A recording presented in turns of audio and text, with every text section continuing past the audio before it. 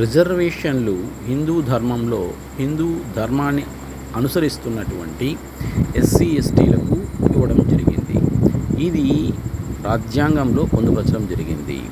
ఇది అంబేద్కర్ గారి నేతృత్వంలో ఉన్నటువంటి రాజ్యాంగ నిర్మాతలు ఆ రోజు పరిస్థితులు అనుసరించి నిమ్న జాతి వారు, వెనుకబడిన వారిని ఉన్నత మార్గంలోకి ప్రజా జీవన స్రవంతిలోకి తీసుకురావడానికి ఆ రోజు నిశ్చయించడం జరిగింది.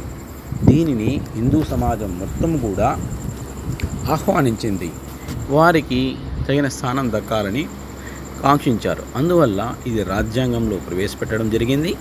దీనిని అమలు చేయడం జరిగింది. బిల్లు కూడా పాస్ అయ్యింది. ఆ క్రమంగా ఈ రిజర్వేషన్లు కొనసాగుతూ వస్తూనే ఉన్నాయి. నిజానికి ఆ రోజుల్లో 10 సంవత్సరాలకు మాత్రమే నిశ్చయించారు. కానీ అది కాలక్రమేణా అవసరం రీత్యా పెంచుకుంటూ వస్తున్నారు. ప్రస్తుతం 75 సంవత్సరాలుగా ఈ రిజర్వేషన్ సౌకర్యాన్ని కల్పిస్తూ ఉన్నారు. ఈ అసమానతను తొలగించడానికి ఇది హిందూ ధర్మంలో ఉన్న హిందూ వ్యక్తులకు మాత్రమే నిశ్చయించిన బిల్లు. అయితే నేడు ఇతర మతస్థులు కానీ, కమ్యూనిస్టులు కానీ హిందూ ధర్మంలోని హిందూ వ్యక్తులను కాదని, వారు మాత్రమే ప్రత్యేకంగా హిందూ ధర్మంలోని ఎస్సీ ఎస్టీలకు ఈ యొక్క రిజర్వేషన్లు తెచ్చినట్లుగా భావిస్తూ హిందూ ధర్మంలోని మిగతా వ్యక్తులను, మిగతా కులాలను అన్నిటినీ వ్యతిరేకించేటట్లుగా వాళ్ళు ప్రవర్తిస్తున్నారు. అంతేకాకుండా మత మార్పులను ప్రోత్సహిస్తున్నారు. హిందూ ధర్మంలో కొనసాగుతున్నందువల్ల మాత్రమే ఫలిస్తున్నటువంటి ఈ ప్రయోజనాన్ని వాళ్ళు హైజాక్ చేస్తున్నారు. హైజాక్ చేసి ఇతర మతస్థులు ఏదో గొప్పవాళ్ళు, వాళ్ళలో తారతమ్యాలు లేవు, వారు చాలా ఉత్తముడు, వాళ్ళ దేవుడు మరీ ఉత్తముడు, ఇలా చెప్పుకుంటూ మన హిందూ ధర్మంలోని వ్యక్తులను వేరు చేసి వారు క్రైస్తవంలోకో ముస్లిం మతంలోకో మార్చుకోవడానికి ప్రయత్నిస్తున్నారు.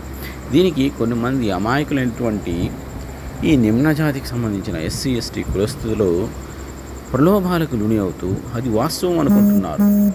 బ్రాహ్మణాధిక సమాజాన్ని తొలగించాలనే భావనతో హిందూ ధర్మాన్ని పూర్తిగా వ్యతిరేకిస్తున్నారు. ఇది అమాయకత్వమో మూర్ఖత్వమో వాళ్ళే నిశ్చయించుకోవాలి.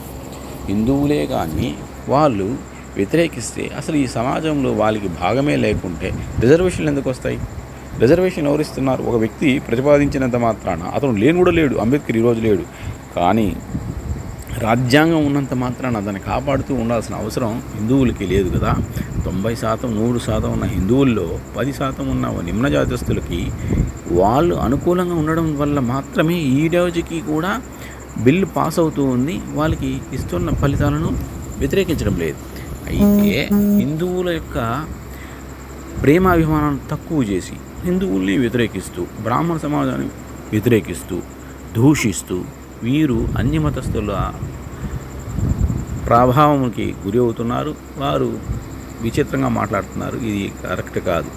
ఒకటి గుర్తుంచుకోండి, హిందూ ధర్మంలో హిందువుల యొక్క మనోబలం, ఆకాంక్ష మేరకు మాత్రమే వీళ్ళకి రిజర్వేషన్లు అనేది నిమ్న జాతి కులస్తులకి ఇస్తున్నారు. వాళ్ళు కానీ వ్యతిరేకిస్తే సమాజం చీలిపోతుంది. ఇస్తున్న వాళ్ళని కాదని, పెడుతున్న తల్లిని కాదని పరాయి తల్లిని ఆరాధించడం, ఆదరించడం, ఆ సంస్కారం ఏమిటో, ఆ యొక్క నైజం ఏమిటో ఆ కులస్తులకే అర్థం కావాలి. దాన్ని ప్రోత్సహిస్తున్న వ్యక్తులకి అర్థం కావాలి. జై శ్రీరామ్, జై శ్రీరామ్. రిజర్వేషన్ అంబేద్కర్ యొక్క దయాభిక్ష కాదు, హిందువుల యొక్క దానగుణం, ధర్మగుణం వల్ల మాత్రమే లభిస్తూ ఉంది. ఇది గుర్తించాలి.